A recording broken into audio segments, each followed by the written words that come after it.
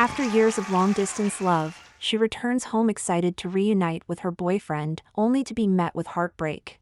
At her own welcome party, he arrives late, bringing along a new woman who wears the engagement ring meant for her. Betrayed, humiliated, and abandoned by the man she once loved, she is forced to confront the painful truth. He's already moved on, and everyone around her has sided with the other woman. Determined to rebuild her life, she decides to walk away. But just as she prepares to start over, he realizes too late what he's lost and will do anything to win her back. Ding! This novel reminds you to click the subscribe button in the bottom right corner to read the complete novel. It was the day of the gathering to celebrate my return to New York. My boyfriend, who has been with me for 5 years, arrived fashionably late. And with him was a little girl named Olivia. Olivia gave me a provocative smile and said, "Sister, you are doing your doctorate abroad, so you must be quite old by now, right?" She further said in a sharp tone, "Why are you so old and still not married? Don't your parents ask you to get married?" After a pause she said more sarcastically, "Oh, I forgot, sister, your parents passed away long ago." My face turned pale upon hearing his words, but on the contrary, my boyfriend stood there silently, with a slight smile hidden in the corners of his eyes. "Olivia is young and naive," she told me as she gently stroked Olivia's hair. "You shouldn't take her childish talk seriously." Walking to the corner of the party, I saw my boyfriend kiss Olivia roughly. Then he said coldly, "I will never marry that old woman. My little devil, don't even think about marrying anyone else." I left him as he wished and married someone else. Still, he kept trying to stop me from getting married for several days. One day, he got down on one knee and said in a choked voice with red eyes, "No, don't marry him." At a celebration party a few months ago, my boyfriend Daniel messaged me saying he would be a little late. Friends teased, "Maybe Daniel is preparing a special gift for you. Look at that diamond ring he gave you when you got engaged. Daniel really doesn't spare any expense for you." I had a smile on my face, and all I was thinking about was how I would be in his arms when we met later. During our 3-year long-distance relationship while studying abroad, I missed him so much, it was like I was going crazy from his absence. 2 hours later, when the feast was about to end, Daniel finally arrived, but he had a little girl with him. I suddenly stopped as I walked toward her, as I saw that the engagement ring, which should have been mine, was now in that little girl's hand. The shocked friends whispered to Daniel, "Are you crazy? Why did you bring her here?" Daniel looked a little indifferent and said, "What's the big deal? When Olivia wanted to come, I brought her along." My eyes were fixed on the engagement ring shining on her finger. Seeing this, Daniel's eyes showed slight nervousness, but he said nonchalantly, "That ring from your house that you don't use, I thought Olivia could wear it for a while. Sarah, you don't mind, do you?" I was stunned. This was the same ring that Daniel never let anyone touch. And now he was giving it to someone else without any care. Looking at my boyfriend standing in front of me, I suddenly realized that perhaps I didn't even know him. The considerate and gentle man he was before never spoke to me like this. Now he seemed like a completely different person. Olivia threw the ring on the ground, looking at me challengingly. "I'm not interested in a ring worn by an old woman like you." The ring rolled on the ground and eventually fell into a pit of fire. Daniel didn't even bother to look at her, but immediately took Olivia's hand and asked anxiously, "Are you okay? Is your hand hurt?" I instinctively leaned in, thinking about taking the ring back. Daniel's words during his proposal echoed in my ears. "Sarah, I will love you forever, until the seas dry up and the stones melt." The eyes of the friends around me were on me. I somehow restrained myself and tried to hide my nervousness. My expression was calm and cheerful, as if nothing had happened. A friend looked at me, walked up to Olivia and said in a stern tone, "What rudeness is this? Go and apologize to Sarah." But Olivia smiled firmly and said, "He killed his own parents. I'm afraid if I wear this ring, misfortune will befall me." "You." His words pierced my heart. My past was always painful for me, and I couldn't understand how Daniel used my silence about my past to expose his younger lover. Unable to take it anymore, I raised my hand in anger, ready to slap him. But Daniel immediately pulled Olivia behind him. "What are you going to do?" Around the same time, friends around us intervened. "Sarah, she's just a kid, don't take her words to heart. Yes, this little girl has no bad intentions. I will make her understand," said another friend. I was speechless at their words, as if no one could understand me. What an irony! At this moment, my best friend and my boyfriend were all standing with her. And I, all alone, was standing on the opposite side of them. Everything had changed in just 3 years. Daniel scolded me harshly. "Have you had enough trouble? Did he say the wrong thing? You were trying to kill your parents. Is this a lie?" His words brought tears to my eyes. Daniel always knows where to hurt me the most. To be honest, she wasn't wrong. If I hadn't insisted on getting candy that day, my parents wouldn't have returned and wouldn't have been killed by that careless truck driver. I have carried the burden of that accident on my shoulders all my life. I spent 3 years abroad, where there was nothing but fear, loneliness, helplessness, and poverty. There was no such thing as good days there. As tears started flowing down my cheeks, I finally realized that Daniel was no longer the same. He never thought he could break me like this. He reached out to comfort me, but Olivia stopped him. All eyes around me stared at my pitiable state. That familiar feeling of helplessness resurfaced, and I hurried to the bathroom to compose myself. Actually, I should have foreseen all this earlier. Our conversations had become less frequent, and phone calls had also become less frequent. For weeks our chats would barely last 3 sentences. I had even forgotten when we last had a video call. When I came back after calming myself down, I suddenly saw Daniel kissing Olivia. Olivia's nonchalance struck me. "It doesn't matter, you marry her. If you dare to marry her, I will marry someone else," Olivia challenged Daniel. Daniel bit his lip in anger and replied sternly, "I will never marry that old witch. And don't even think about marrying anyone else, understand?" Before we knew it, the whole atmosphere had changed. One by one, friends left silently. The ringtone suddenly rang, and I mechanically pressed the button. The voice on the other end said, "Sarah, when did you go to New York and when are you coming back?" When there was no response from my side, the voice on the other end became even more excited, "Answer me." I barely got the words out of my lips, "I'm coming back." I thought to myself, my loved ones, my friends. They all have their own lives now. No one needs me here anymore. Then Samuel Collins suddenly breathed a sigh of relief and asked in a concerned tone, "Are you crying? Where are you?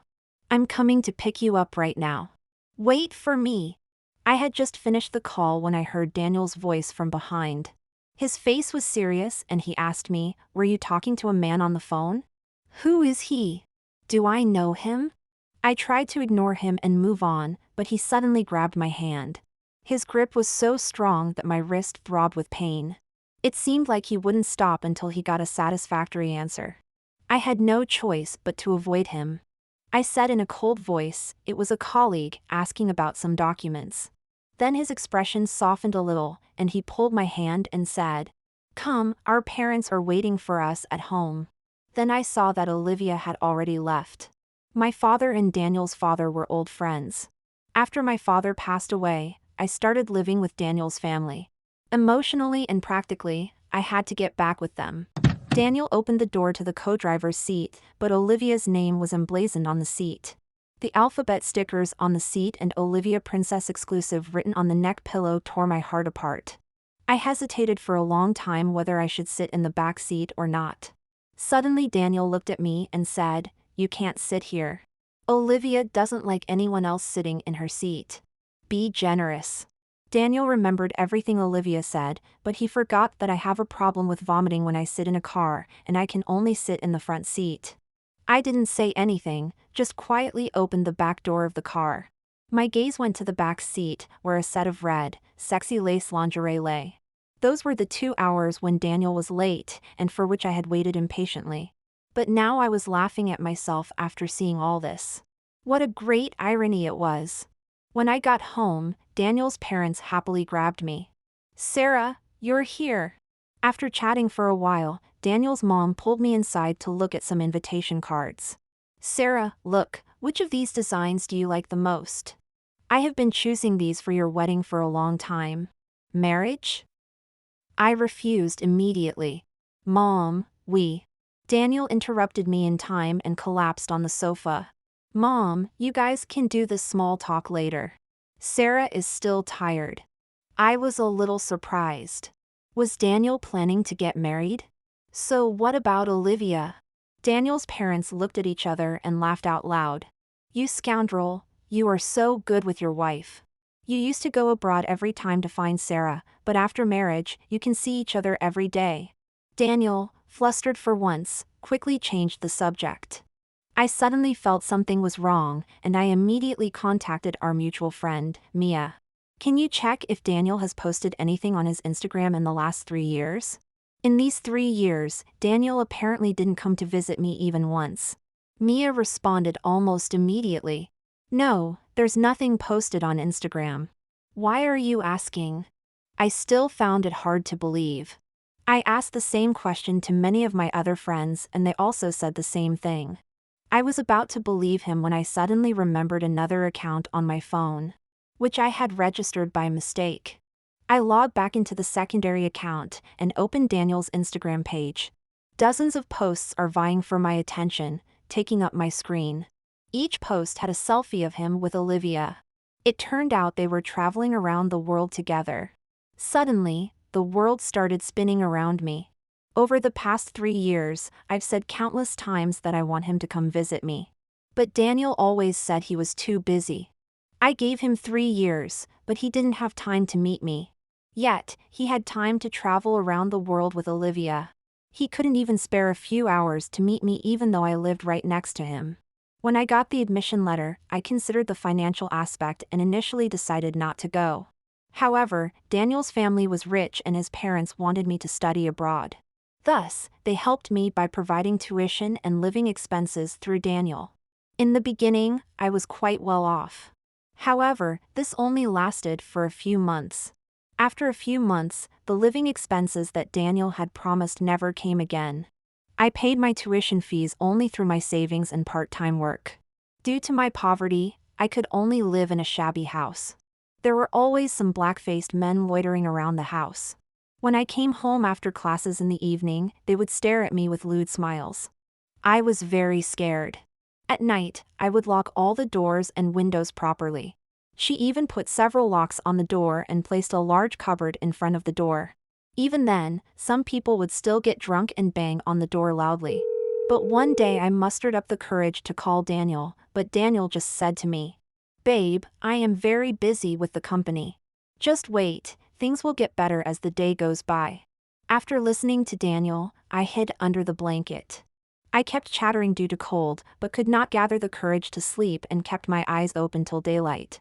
I stubbornly replayed the Instagram moments from that day. Young girls are so annoying. So stupid, even scared of rain during thunderstorms. It took me all night to put her to sleep. Below were comments from friends. Olivia is timid. As a man, you should console her more. Yes, yes. Don't bother our Olivia. Remember to mute Sarah. So, everyone knew, but everyone hid it from me. In these 3 years, I was busy studying and hoping to graduate soon and meet Daniel. Daniel made all of my friends closest to Olivia, while leaving me alone who was different from them. My face looked terrible. Seeing this, Daniel's mother thought I was just tired. She asked Daniel to take me home. I followed Daniel to the garage like a zombie, and the moment I saw the car, I was shocked. What I had seen inside was still fresh in my mind. Frustrated, I pushed him away and said, "Go away. I'm not getting in your car." Daniel frowned, took a deep breath and said patiently, "Then how do you get home?" I ignored him and started walking towards home. Step by step, I was moving towards home. It was dark. Daniel was slowly following me with the car lights on. Originally, knowing that I liked the peace, Daniel purposely bought a house in the suburbs. I walked for a full 2 hours, my legs were aching and swollen. Upon returning home, Daniel's face turned gloomy. He said, "What are you doing? You have become even more fragile after going abroad." During my 3 years abroad, I had struggled to survive. I cannot be delicate. I said nothing, but quietly looked at the layout of the house. My study room was now transformed into a nail art room, filled with various nail art supplies. The dressing table was filled with cosmetics that did not belong to me. Even the teacup in the kitchen had a cute sticker that read "Reserved for Olivia." The room that Daniel and I had once carefully arranged now showed traces of Daniel and another woman. I was tired and didn't want to argue anymore. I opened a guest room, just hoping to get a good night's sleep.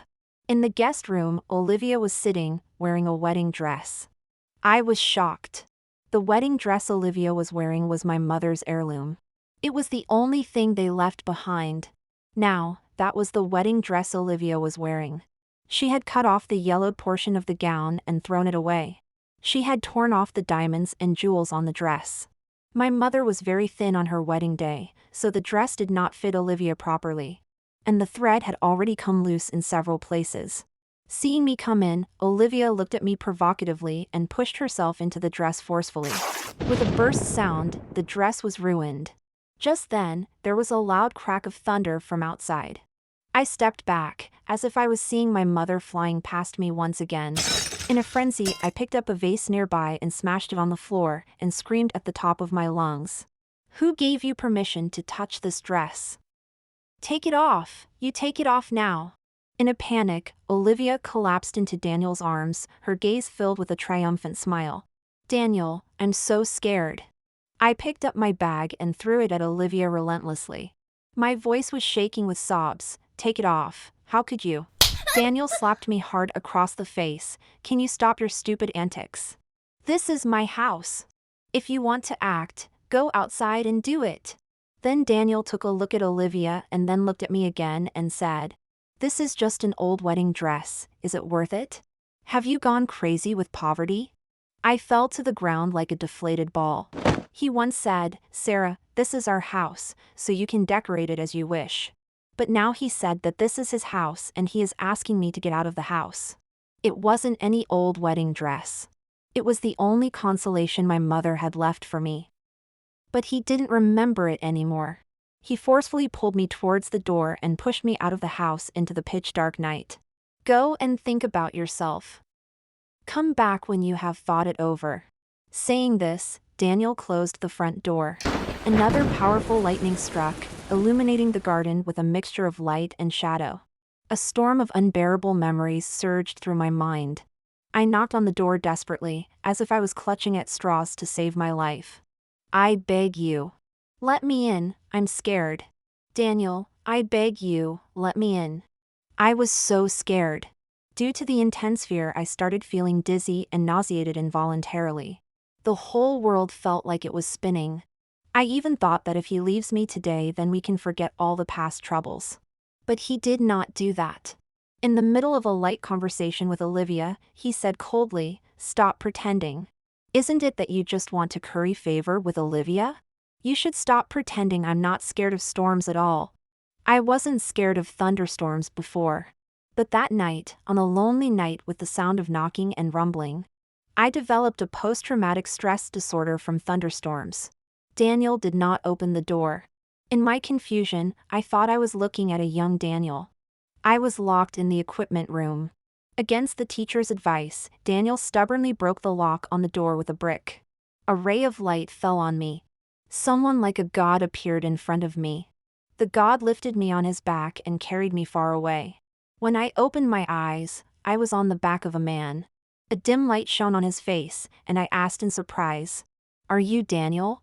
Samuel almost laughed at my surprise and muttered through gnashing teeth, "Sarah, just look who I am." In the haze, only one thought came to my mind: had she been replaced by God? After driving for an unknown period of time, suddenly a huge brake sound was heard from the rear. Then loud footsteps were heard. Before I could say anything, Daniel punched Samuel in the face. Samuel lifted me onto his back and started swaying. Daniel carefully helped me lean against the street light. Then the two men began fighting without hesitation. Daniel's fists balled up. "Who gave you permission to touch my girlfriend? She's mine." Samuel sighed. "The future definitely won't be the same." Daniel's eyes seemed ready to spit fire, and he increased his power. Daniel strongly reiterated our previous experiences. We've known each other for 10 years, we've been together for 5. And we've both met each other's parents. She would cook breakfast for me early in the morning, buy medicine for me at midnight. When I was seriously ill, she would stay with me all the time without taking off her clothes. Why do you have to compete with me? Daniel said coldly, but did not forget to scold me. Spending so much time abroad has made you less gentle than you used to be. I'm really disappointed, Sarah. Samuel stopped, and when he looked at me his eyes were full of concern. Samuel gritted his teeth and said, "If she were still gentle abroad, she would have been put to death by now." Daniel's movements stopped, his chattering voice paused. "What do you mean?" "She works 3 jobs a day and has to live in a shady alley at night," Samuel quipped. "If she wasn't tough, she would have been swallowed up by those thugs." "Don't pretend you don't know anything." Daniel stepped forward and grabbed Samuel by the collar, his eyes turning red. "Why does he have to work 3 jobs? She's never had it this hard before." Samuel didn't say anything, he just stared at him with a cold smile. Daniel suddenly remembered something and slapped himself hard. "Hey! I shouldn't have left this matter to Olivia. How dare she?" Disappointment was evident on his face. Daniel was pulling at his hair, his eyes were red with remorse. Samuel felt this was not enough. He further said, "Where were you, her boyfriend, when she was abroad and being followed? Where were you when he was being harassed and threatened? Where were you when she was alone in her room, terrified by the drunkards knocking at her door from outside? When she missed you so much that she cried all night and even in her dreams she kept crying for you? Where were you? You keep claiming that you are her boyfriend. But during her 3 years studying abroad, I haven't seen you even once. If you had visited her even once, you would have known how she was living. But, where were you?" In shock, Daniel did not realize that my life could be so difficult. "She did not tell me." In the blink of an eye, Daniel remembered everything. He didn't forget, he never cared from the beginning. I shared all the hardships I faced in my life with Daniel, but every time his answer was the same. "Stay strong." In this relationship, I was the one who suffered the most and invested the most. He could fully enjoy all the care I showered on him. I could clearly feel that his responses to me were becoming more formal, and his tone more impatient. At first I could lie to myself that she was just busy at work. But when I came back and saw Olivia, everything became clear. Samuel picked me up on his back again and carried me away. Daniel was sitting alone on the ground, tears flowing from his eyes. The next morning, I woke up in a hotel. Samuel brought breakfast and couldn't stop himself from sneering. "Is this the scoundrel you've been pining for 3 years?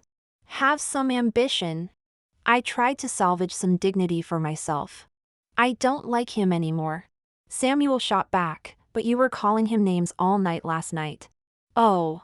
Even after thinking a lot, I couldn't remember what kind of dream I had of screaming Daniel's name.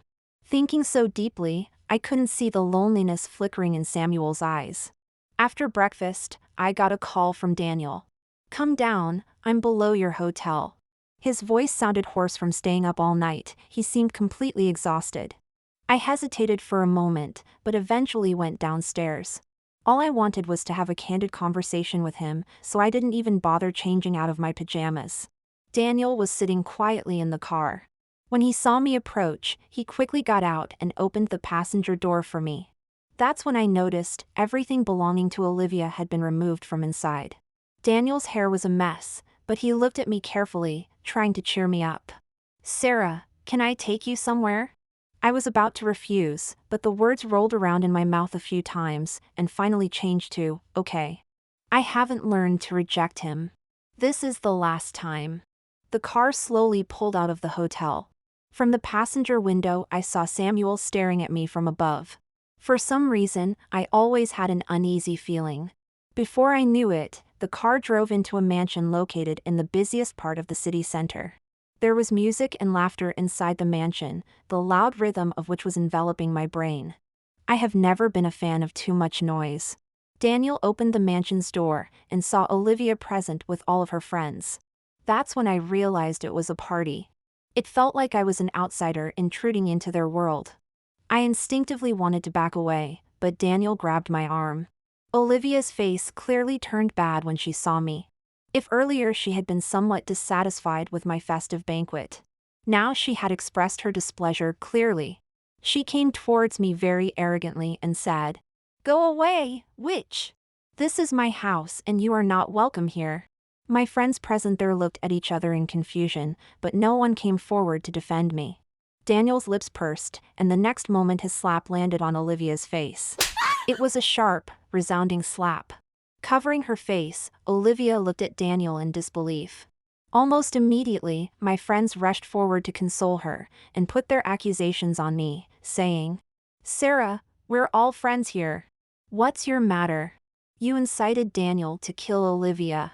Are you still human? You've gone too far. I regret ever considering you a friend." Their bickering made me feel as if I had committed some unpardonable sin. But that was just 3 years ago when they all came to the airport to see me off. They were also shedding tears and saying that they would definitely wait for my return. Daniel, disturbed by the sound of the chatter, picked up a stool and slammed it on the ground, making a loud bang. Daniel cursed loudly, "You guys are crazy. This vile woman kept the living expenses and tuition fees that were supposed to be given to Sarah. So Sarah has to live alone in the slums." Olivia was taken aback, seemingly surprised by this revelation, but she stubbornly responded, "The moment you gave it to me, it's mine. Why would I give it to another woman?" One of her friends said in shock, "Slums? Sarah, when I called you earlier, you said you were busy with work. Wasn't that just an excuse?" They all assumed that I had forgotten my old friends because of my foreign trip. That is why I repeatedly rejected their calls by making the excuse of being busy. No one considered that I was actually short of money.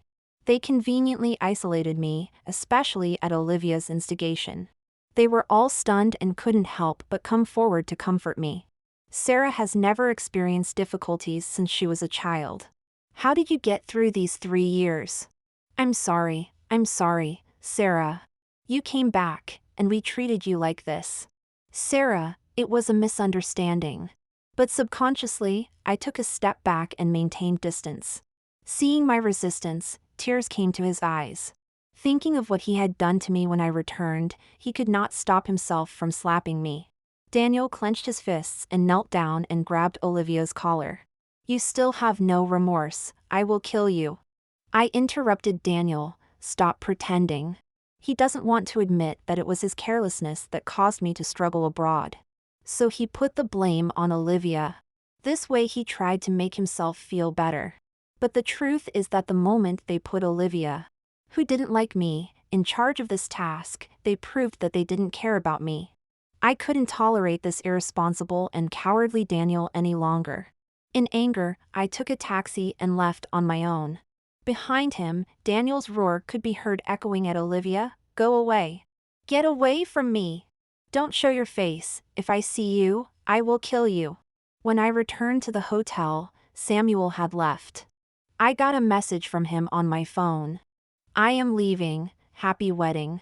I was shocked. Looking at the screen on the building across the street, I saw a message. "Congratulations to Sarah and Daniel on their wedding." The wedding was arranged by Daniel's parents. My fists clenched in anger. I couldn't marry him. There is less than a month left till November 1st. I have to submit all the documents as soon as possible to settle abroad. On the other hand, Daniel and his friends were trying to meet me, but I was constantly avoiding them.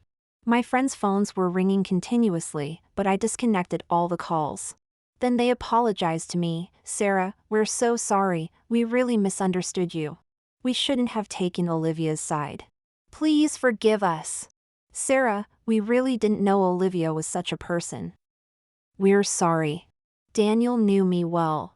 He was afraid that I would run away from the marriage, so he asked his parents to bring me home. Daniel's parents had raised me for over a decade, so I couldn't ignore this moral obligation. So I agreed to their advice and returned to Daniel's parents' house. But now I did not have the same love for Daniel as before. In the room, Daniel pleaded with me over and over again in a low voice.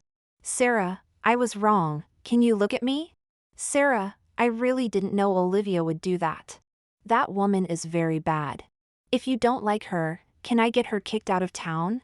Sarah, please look at me. I couldn't help but blurt out.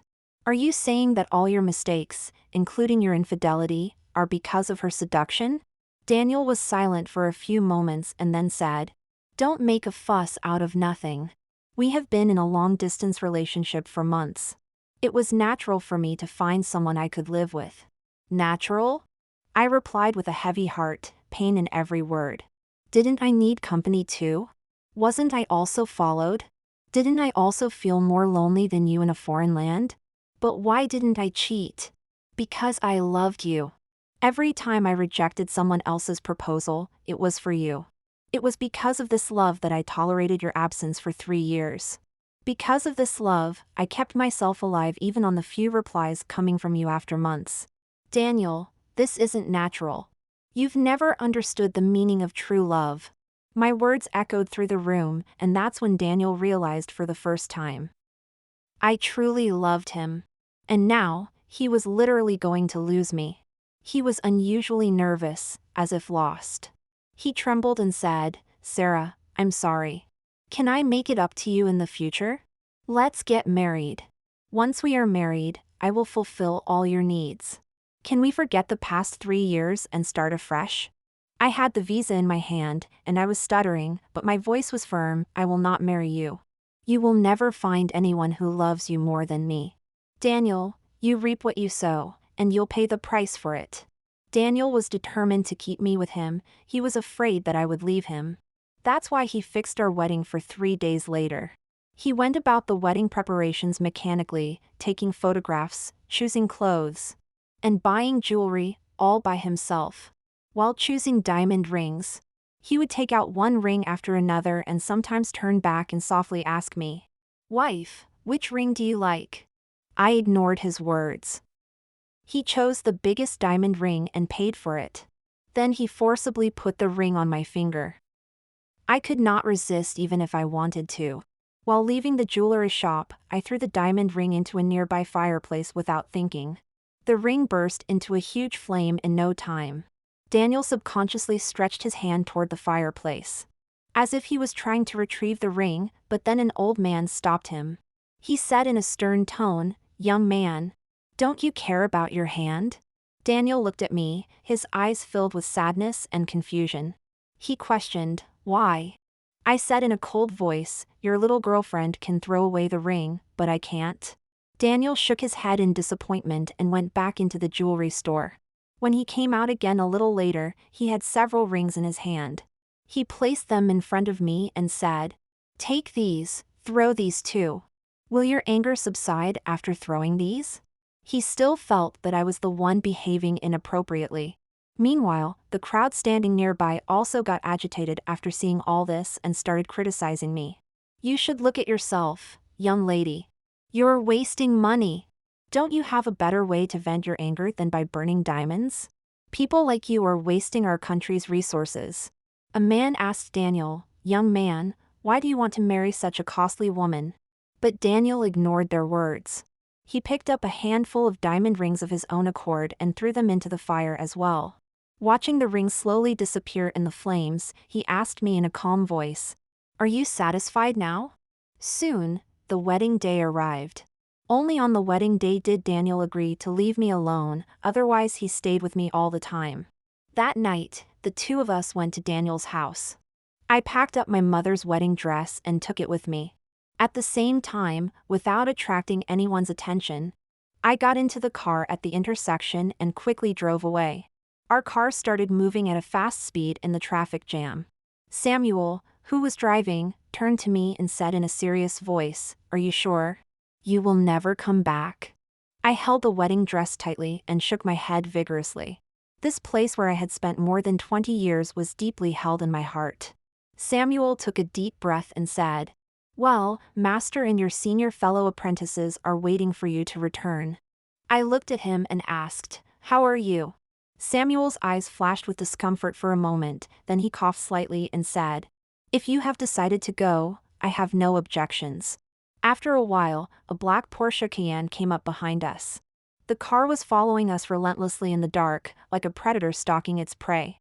Samuel narrowed his eyes and pressed the gas pedal hard. The two luxury cars raced down the streets one after another, drawing the gaze of passers-by. Soon we reached the airport. I grabbed my luggage and rushed inside as fast as I could. Behind me, Daniel stood watching my retreating figure. He was helpless, but he shouted loudly, "Sarah, are you really leaving me?" But this time, I didn't look back. After leaving the country, Daniel called me several times, but I ignored every call. When my old friends found out that I had gone abroad again, they asked me in a tearful voice, "When will you be back?"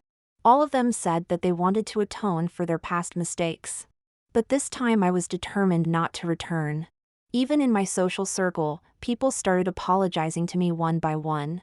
I ignored them all, as if they didn't matter to me anymore. There are some relationships that break with a gentle breeze, it's better to lose them. I later found out that Daniel had dragged Olivia to court to get his money back. But Olivia had already wasted that money, and now she had no choice but to go to jail. That day, there was the same post everywhere in my social circle. "You will surely get your share of bad deeds." It seemed like everyone hated Olivia now. When I put Daniel on my blacklist, he was furious. He assumed I was the same as before, where after every fight I would isolate myself for a few days and then be fine. So, he generously gave me 3 months' time. He said, "Right now you are not able to think properly, we will talk once your anger cools down." He was confident that I would eventually come back to him. But 2 months later, I updated my status with a series of wedding invitations. The main characters of this wedding were me and Samuel Collins. When I returned overseas, my fellow martial arts students would always train us in secret. So, he and I naturally got along well. The night I updated the wedding invitations, Daniel started calling me from hundreds of different numbers. "Sarah, it was my mistake, don't marry him. Sarah, please, give me another chance." He kept calling from 7 to 8 p.m. to 10 p.m. Finally, I switched off my phone as I could not tolerate it. The next day at the wedding, Samuel and I were about to exchange rings, but then the grand doors to the banquet hall suddenly opened, and at the end stood a tired man. It was Daniel. He had a few gray hairs on his forehead. He hadn't paid any attention to his appearance. He hurried to my wedding scene, in pajamas and unshaven. "Sarah! Don't marry him," she screamed. Samuel's eyes narrowed dangerously, as if he was signaling the security guards to stop her. Meanwhile, his other hand was firmly gripped around my waist, as if he was worried I would run away. Daniel quickly ran towards me. When he saw my wedding dress, a feeling of disdain and disappointment came on his face. "Sarah! This man won't be able to make you happy. He can't even buy you a good wedding dress. Sarah, give me another chance. I swear, I won't let you down again." There was desperation in his voice, but Samuel pulled me towards him and everyone's eyes were on us. I lowered my eyes and took a look at my wedding dress. It was the same dress that Olivia had ruined. Samuel stayed up many nights for this wedding dress, hiring countless technicians to repair it. He made sure that every diamond and jewel was exactly as it was before. But Daniel did nothing of the sort. I could easily imagine what he would say. "Just buy a new wedding gown, don't be dramatic." The security guards started to move toward him, but I shook my head and signaled them to leave. Daniel and I were ready for a solution today. I took a deep breath, slowly turned to Daniel and said seriously, "This is the only thing my mom left for me, do you remember?" Daniel's murmuring complaints suddenly stopped, and his face filled with surprise. I gave him a relieved smile. "I told you it's the only heirloom my mother left me. But you didn't care and let Olivia damage it.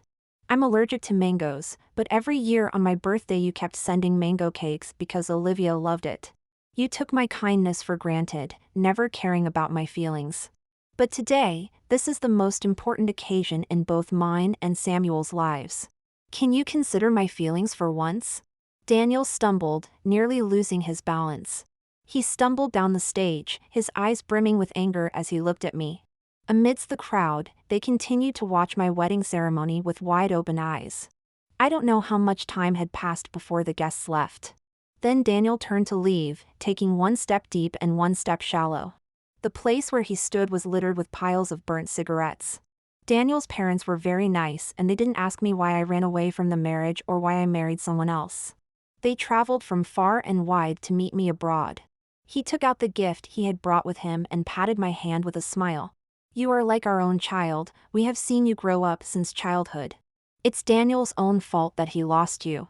Consider this red envelope as your dowry. We have always treated you like our daughter. I got a little emotional. No matter how Daniel treated me, Daniel's parents had always treated me very well. When he was about to leave, he looked at me, full of reluctance to go. Daniel, completely drunk, boarded a plane to go back to his country. He was dizzy and confused and kept looking at me again and again. I was trying my best to imprint my image deep in his heart. We both knew that this would probably be the last time we would see each other in this life. With this farewell, separated by high mountains and long roads, possibly never to meet again.